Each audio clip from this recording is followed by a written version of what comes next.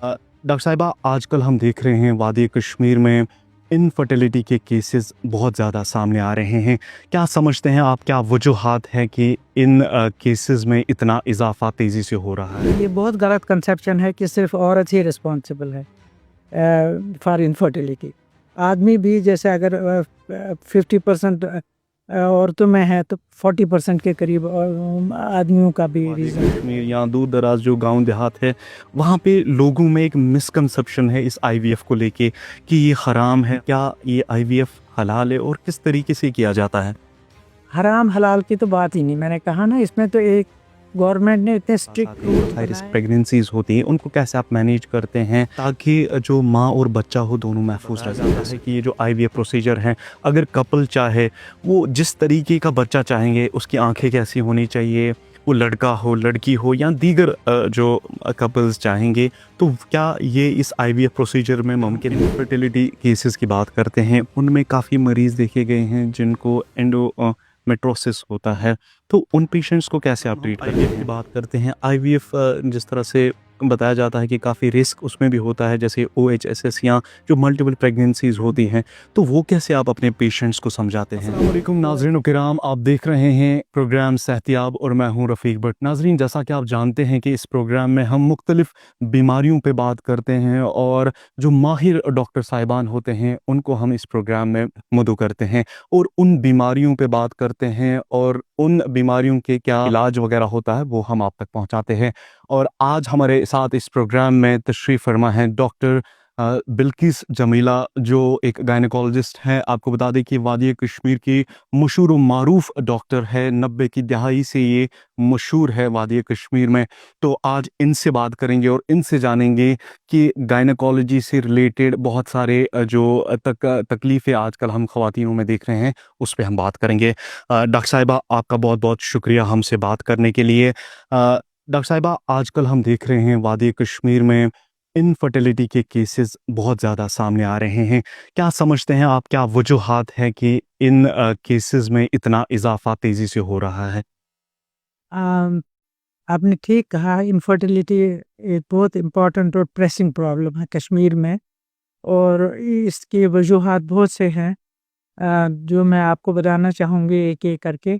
अगर हम young age से शुरू करें तो सबसे इम्पोर्टेंट कॉज़ इनफर्टिलिटी का है पॉलीसिस्टिक ओवेरियन सिंड्रोम, जिसकी बहुत ज़्यादा इम्पोर्टेंट रीज़न है हमारी लड़कियों में या एडल्ट एज ग्रुप में कि वो सेडेंटरी लाइफ गुजारना चाहते हैं। जैसे अगर एग्ज़ाम देना हो तो एक ही जगह बैठते हैं, एक जगह बैठते हैं तो उनको भूख लगती है तो वो बजाय हेल्दी खाने के वो ये जंक फूड खाना पसंद करती हैं।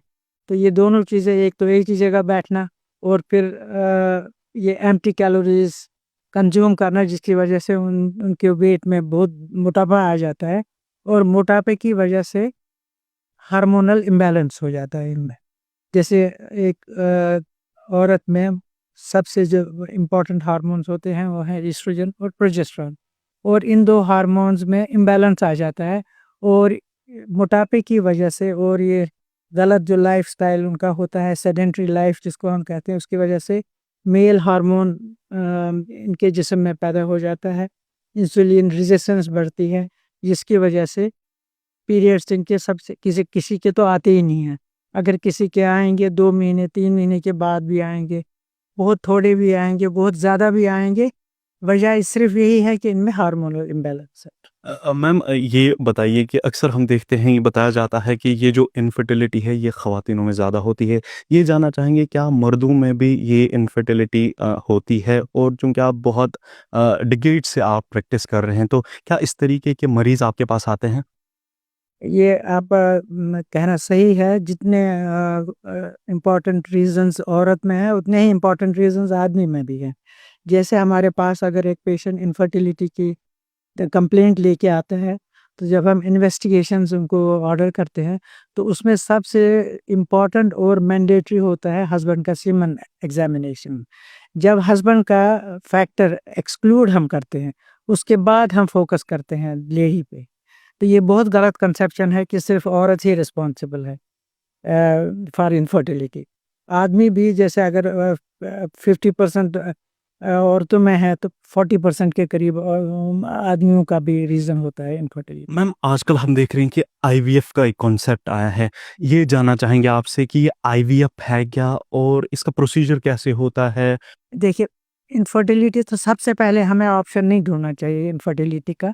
अगर ऐसे वजूहात हों जिनको हम ट्रीट कर सकते हैं, हम करते हैं और उसके रिज़ल्ट्स भी बहुत अच्छे आते हैं, वो कंसीव भी करते हैं। उनके खुदा के फ़ज़ल से उनके बच्चे भी पैदा हो जाते हैं।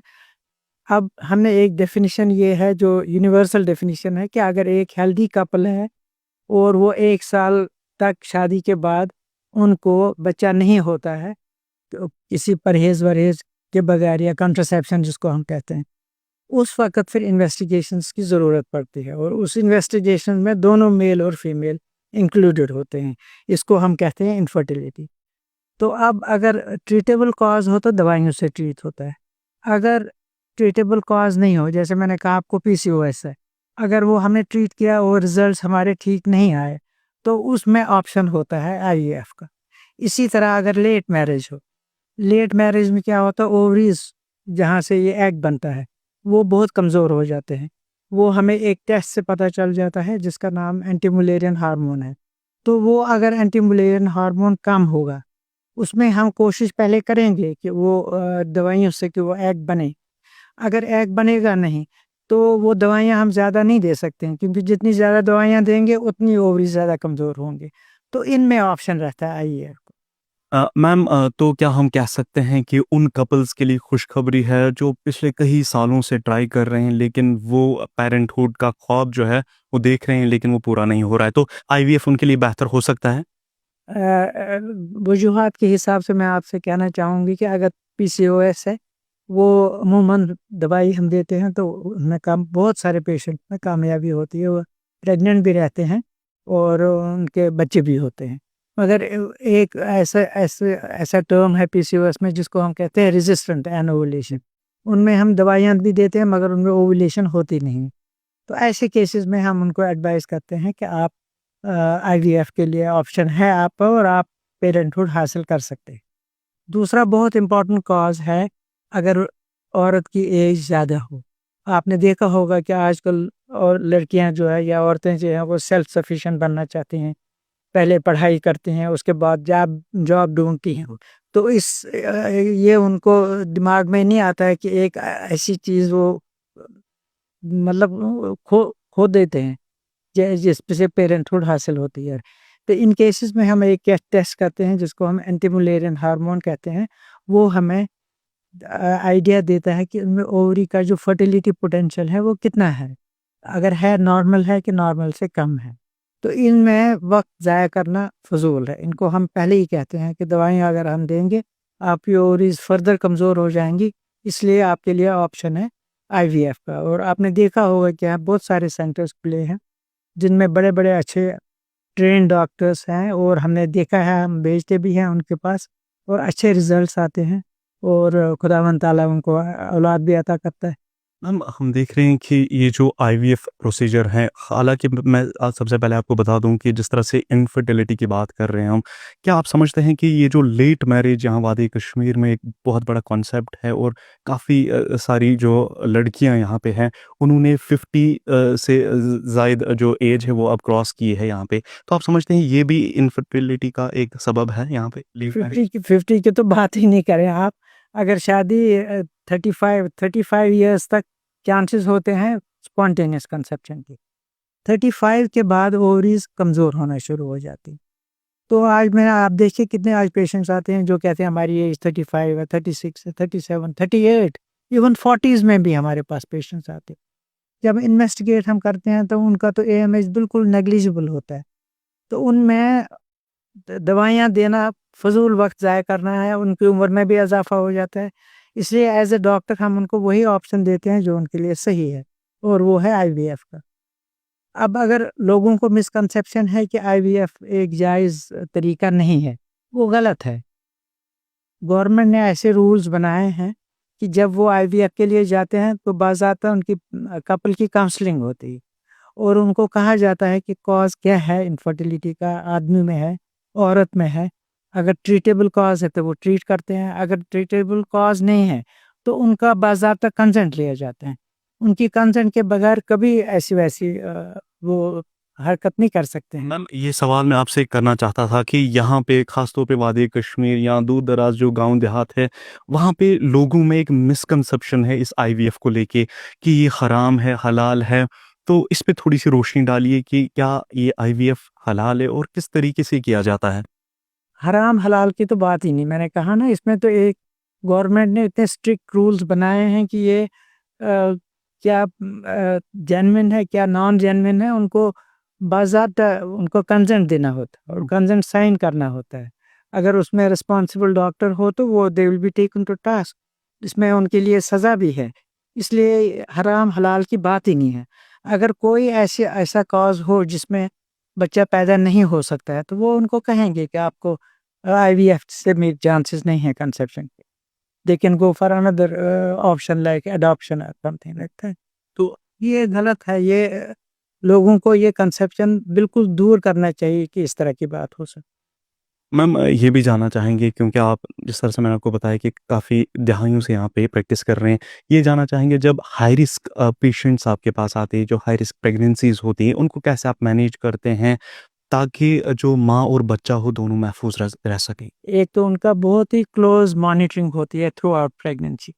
इनमें यूजुअली हमने आईवीएफ पेशेंट्स में देखा है कि ये प्रोन होते हैं ब्लड प्रेशर के लिए, इसलिए इनको बहुत ज़्यादा as a high risk pregnancy हम उनको ट्रीट करते हैं। जो ही हमें कुछ लगता है अब नॉर्मल है तो उसी हिसाब से हम उनको ट्रीटमेंट देते हैं। किसी वक्त ऐसे भी होता है कि हमें टर्मिनेट करनी पड़ती है प्रेगनेंसी लाइक 7वें महीने में 8वें महीने में, तो हम बाज़ाब्ता इंतज़ाम करते हैं कि बच्चे के लिए एक जो आपने सुना होगा निको होता है हाई हाई रिस्क बच्चों के लिए, जहाँ पे हमने देखा है कि मैंने ऐसे पेशेंट्स की डिलीवरीज की हैं जहाँ 900 ग्राम्स का बच्चा भी जिंदा रहा और हेल्दी था, माँ की गोद में चला गया। 1 किलो का बच्चा जो है वो भी जिंदा रहता है। ऐसे हमारे यहाँ कश्मीर में है बहुत सारे ऐसे एनआईसीयूज जो न्यूनेटल इमरजेंसी को ट्रीट करते हैं और बहुत अच्छा रिजल्ट भी रहता है। ये हम तब कर सकते हैं जब उनकी क्लोज मॉनिटरिंग हो और इन टाइम उन इंटरवेंशन हम करें ताकि माँ भी ठीक रहे और बच्चा भी ठीक रहे। मैम अगर हम इनफर्टिलिटी केसेस की बात करते हैं, उनमें काफ़ी मरीज़ देखे गए हैं जिनको मेट्रोसिस होता है, तो उन पेशेंट्स को कैसे आप ट्रीट करते हैं? एंडोमेट्रियोसिस भी बहुत कॉमन डिजीज़ है यहाँ पे, ये डिजीज़ एक्चुअली ओवरीज़ की होती है। अगर अर्ली एज में ये डायग्नोज हो जाए तो ये ट्रीट हो सकता है दवाई से। तो अगर ट्रीट नहीं किया गया, अगर नेग्लेक्ट किया गया तो ये स्टेज 1 होता है, स्टेज 2, स्टेज 3, स्टेज 4। स्टेज 4 या स्टेज 3 तक अगर ये आ गया तो इसमें ऑटोमैटिकली, क्योंकि ओवरीज़ की डिज़ीज़ है, तो एएमएच इनका कम हो जाता है। सिर्फ़ एएमएच नहीं कम हो जाता, ये एक ऐसी डिज़ीज़ है जिसमें पेन भी बहुत होती है पेशेंट को, इंटॉलरेबल पेन, वो बेचारी बर्दाश्त नहीं कर सकती, उसकी लाइफ़ मिज़रेबल हो जाती है। और एंडोमेट्रियोसिस की वजह से एडिशंस भी हो जाती हैं, जो सेकेंडरीली फिर ट्यूब्स को भी इन्वॉल्व करते हैं, तो इनमें ट्यूबल ब्लॉक भी आ जाता है। सो 2 फैक्टर्स है, एएमएच लो और ट्यूबल फैक्टर। इनमें कोई ऑप्शन सिवाय आईवीएफ के रहता है। जब मैम हम आईवीएफ की बात करते हैं, आईवीएफ जिस तरह से बताया जाता है कि काफ़ी रिस्क उसमें भी होता है, जैसे ओएचएसएस या जो मल्टीपल प्रेगनेंसीज़ होती हैं, तो वो कैसे आप अपने पेशेंट्स को समझाते हैं? ओएचएसएस तो बहुत ज़्यादा सीरियस कॉम्प्लिकेशन है, वो जो आईवीएफ स्पेशलिस्ट होते हैं वो इन टाइम वो डायग्नोज़ करते हैं। वो उसी वक़्त they give up the procedure, वो नहीं करते हैं फिर वो। जब तक पेशेंट सेटल नहीं हो जाए, उसके बाद वो फिर दोबारा उनको कोशिश करते हैं, क्योंकि इसमें बहुत रिस्क होता है। ये जो आप कह रहे हो ना, ओवेरियन हाइपरस्टिमुलेशन सिंड्रोम होता है। ये ओवरी में सिस्ट इतनी बड़ी बन जाती है कि पूरा एब्डोमेन वो ऑक्यूपाई करती है। पेट में पानी जमा हो जाता है, उनको लाइफ़ का रिस्क रहता है। हर चीज़ सेफ नहीं होती है, हर एक प्रोसीजर के अपने-अपने कॉम्प्लिकेशंस होते हैं जो इन टाइम डायग्नोज़ होने चाहिए, इन टाइम ट्रीट हो सकते हैं। अगर मैम ये आईवीएफ जो प्रोसीजर करते हैं, अगर वो फेल होता है, तो उससे अगला कदम क्या होता है आपका? आजकल आपने देखा होगा आईवीएफ में भी बहुत सारा एडवांसमेंट आई है। तो जब ये आईवीएफ करते हैं तो ओव्यूलेशन जब होती है तो एक एग नहीं, ये मल्टीपल एग्स बनते हैं। तो वो सारे हेल्दी एग्स रिट्रीव करते हैं, हासिल करते हैं। तो जितना उन्हें इम्प्लांट करना होता है यूट्रस में 2 या 3 या 4 करते हैं, बाकी जो एक्स्ट्रा एग्स होते हैं वो फ्रीज होते हैं आजकल, वो सालों साल तक रहते हैं। और अगर सपोज फर्स्ट अटेम्प्ट फेल हो गया, 2-4 महीने के बाद सेकंड अटेम्प्ट में उनको सिर्फ इम्प्लांट करना है एम्ब्रियो। उनको दवाइयाँ खाने की ज़रूरत नहीं है, सिर्फ पहले IVF अटेम्प्ट में दवाइयों की ज़रूरत है। आखिर में आपसे जानना चाहूँगा, जो IVF प्रोसीजर यहाँ पे है, क्या ये मिथ है या ये सच है, ये आपसे जानना चाहूँगा। जिस तरह से बताया जाता है कि ये जो IVF प्रोसीजर हैं, अगर कपल चाहे, वो जिस तरीके का बच्चा चाहेंगे, उसकी आँखें कैसी होनी चाहिए, वो लड़का हो, लड़की हो या दीगर जो कपल्स चाहेंगे, तो क्या ये इस IVF प्रोसीजर में मुमकिन है? मुमकिन तो क्या नहीं है, साइंस ने इतनी तरक्की की है, मगर ये भी अब ऑप्शन नहीं है पेशेंट के पास, क्योंकि हमारी गवर्नमेंट ने ये बैन किया।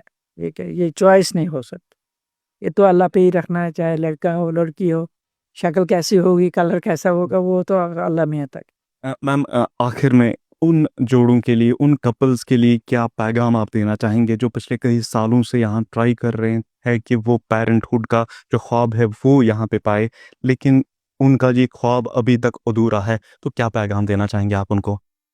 अब बहुत सारे पेशेंट्स हमारे ऐसे हैं जो बाहर नहीं जाना चाहते हैं, तो इसी सिलसिले में हम अमूमन कैंप्स यहाँ ऑर्गेनाइज करते हैं। पेशेंट्स को पता होगा, फिर हम उनकी काउंसलिंग करते हैं किन किन पेशेंट्स में ये इंडिकेटेड है, तो वो यहाँ बैठ के वो कैंप्स अटेंड कर सकते हैं। मियाँ बीवी को जाना होता है, उनकी अच्छी तरह से काउंसलिंग होती है, जिनकी मर्जी होती है, कोई उनके ऊपर कोई फोर्स नहीं करता है। अगर उनकी मर्जी हो वो they can go ahead with the procedure, जिनकी मर्जी ना हो वो नहीं करते हैं। क्या इसका इलाज ज़्यादा कॉस्टली यहाँ पे है? देखिए, जब IVF शुरू हुआ, मुझे याद है मैं अब उन दिनों पेशेंट्स भेजती थी दिल्ली, वो एक तो 5 लाख रुपए उनको देना पड़ता था सिर्फ प्रोसीजर के लिए। फिर आप कहिए सफ़र की पैसे कितने लगते थे, फिर वहाँ रहने नहीं, 9 महीने तक तो नहीं, 3 महीने यूजुअली रखते थे, 3 महीने के बाद वो वापस मेरे पास या जो भी डॉक्टर जिसने रेफर किया। दवाइयों का 50% दवाइयाँ जो हैं वो हैं, पैसा जो लगता है that is because of medicine. 50% doctor के चार्जेस होते हैं, 50% होते हैं दवाइयों के। तो इसलिए ये न सोचें कि बस डॉक्टर ही शायद सारे पैसे अपनी जेब में रखता है। इसमें दवाइयाँ भी बहुत ज़्यादा कीमती हैं और उनके साइड इफ़ेक्ट्स भी हैं, इसी वजह से ये हाई रिस्क प्रेगनेंसी। चलिए, बहुत बहुत शुक्रिया डॉक्टर साहिबा, आपने अपना कीमती वक्त हमें दिया, इसके लिए बहुत बहुत शुक्रिया। तो नाज़रीन, ये थी डॉक्टर बिल्किस जमीला, वादी कश्मीर की मशहूर मारूफ डॉक्टर। इनको आपने सुना जो इनफर्टिलिटी या हम IVF के रिलेटेड जो यहाँ पे मिथ्स थी, गलतफहमियाँ थी कि क्या ये हराम है हलाल है, इस कन्फ्यूजन को डॉक्टर साहिबा ने यहाँ पे दूर किया। आपको बता दें कि येलो IVF सेंटर की जानिब से 10 जनवरी और 11 जनवरी को रमज़ान हॉस्पिटल में एक बहुत बड़ा कैंप लगने वाला है, जहाँ पे फ्री कंसल्टेशन जो कपल्स है उनको दिया जाएगा। फिलहाल के तौर पे आपको बता दें कि इस प्रोग्राम में डॉक्टर बिल्किसा के साथ साथ आपको बता दें कि अगले हफ्ते एक और माहिर डॉक्टर को हम इस प्रोग्राम में मदऊ करेंगे। तब तक के लिए आप देखते रहिए ANN न्यूज़।